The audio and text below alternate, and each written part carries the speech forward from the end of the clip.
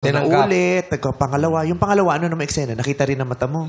Opo. Oh my God. Saan naman? Sa banyo Same din naman? po. Same person?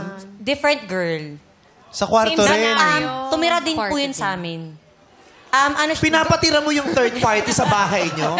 Alam mo, ikaw na, naku, sisisihin na kita, i-judge na kita. Ha? Hindi. Girlfriend po ng tropa. Pinagkakatiwalaan. Girlfriend po ng tropa ng ex namin. Girlfriend ng tropa Opo. nyo. Tapos nagkaroon sila ng something. Nagka-problem kasi sila nung jowa po niya. Ba't di mo ginawa yung ex nun? Parang... Hindi po ganun eh. Hindi pwede. Loyal Di po ba yun? ako eh. Wrong ba yun? Wrong. Okay, wrong. Alam mo, gusto talaga niya ng challenge. No? Yung sakit. Sabi niya kasi gusto niya ng anghang. Gusto niya ng excitement. Sa sakit eh. Grabe yung sakit na ano, na Zan, pinapayag. paano mo natiis yun? Actually, alam naman namin lahat yung ginagawa nung guy niya. Pero hindi rin kami nagsasawa na advisean yung kambal ko kasi mahal namin siya. Yun nga lang, desisyon niya pa rin yun. Ang sabi lang namin sa kanya is, bukas ang pinto, kung uuwi ka, nandito lang naman kami. Yun ang laging advice namin sa kanya. Hindi namin siyang itataboy kahit alam namin na syunga-syunga na siya.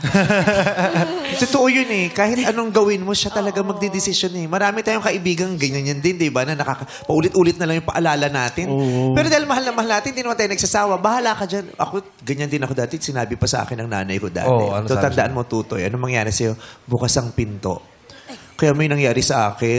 Tapos? Umuwi ako. Ano nangyari? Sarado naman ang gate. Bukas ang pinto na. Di ba mas masakit yun? Gate ako talaga yung pinto na yung bukas. Pero hindi ako makapagkasarado yung gate. Ay, loko, hirap nun ha. Oo, tapos sabi ko, Nay, papasukin mo ako. Sabi mo bukas ang pinto. Oo, pero nilak ko ang gate. Ay! Magtusa ka.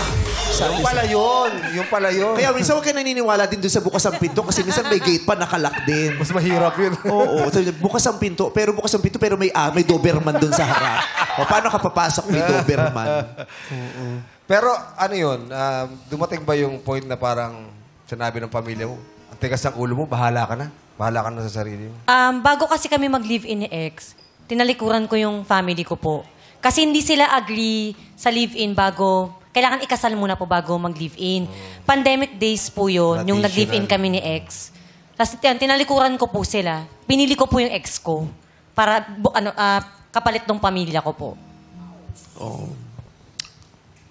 So, ayun. So, yung mga desisyon mo, naglagay sa iyo sa isang posisyon at sitwasyon na mahirap, madilim, malungkot, at masakit sa damdamin mo.